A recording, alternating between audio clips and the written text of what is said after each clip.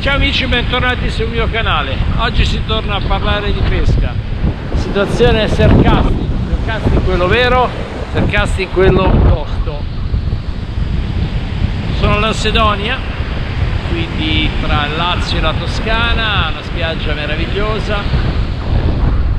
Siamo partiti stamattina con un mare che sembrava in scaduta, calma di vento, mare che stava mollando.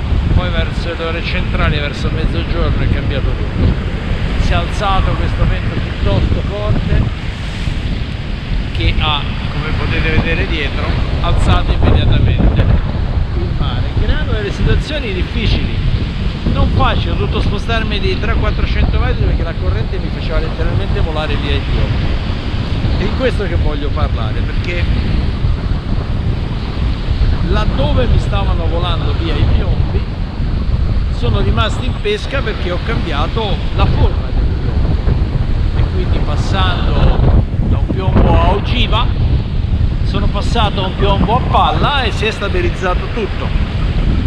Quindi prendiamo in considerazione anche il fatto di usare un tipo di piombo che non è esattamente della famiglia dei piombi da Sercasting, anzi molto mal visto da tanti appassionati di Sercasting, però funziona, ci fa stare in pesca. L'importante è ogni 3-4 minuti massimo sollevarlo dalla sabbia perché si insabbia, altrimenti poi si rompe tutto, diventa un problema e si riesce a stare in pesca. Poi anche il piombo a palla mollato e quindi ho dovuto scegliere un'altra situazione, e ora ve la faccio vedere. Ecco qua il cambiamento.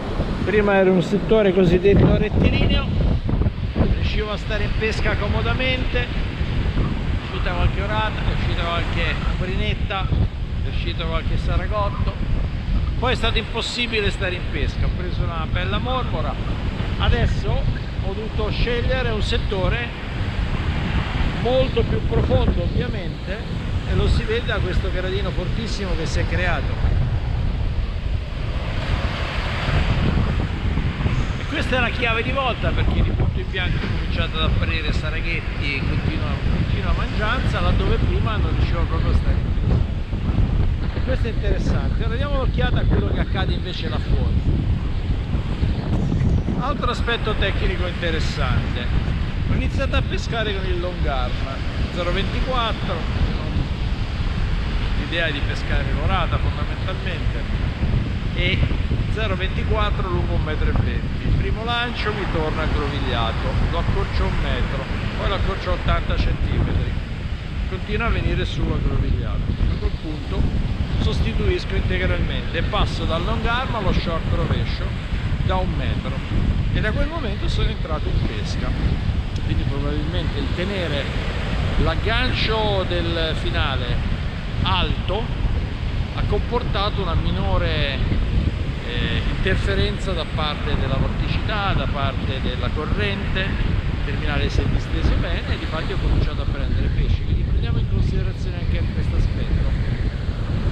Passare immediatamente da una montatura tradizionale come il long arm a un qualche cosa di altrettanto tradizionale come lo short rovescio 80-100 cm, e si vede se si riesce a stare in pesca per bene.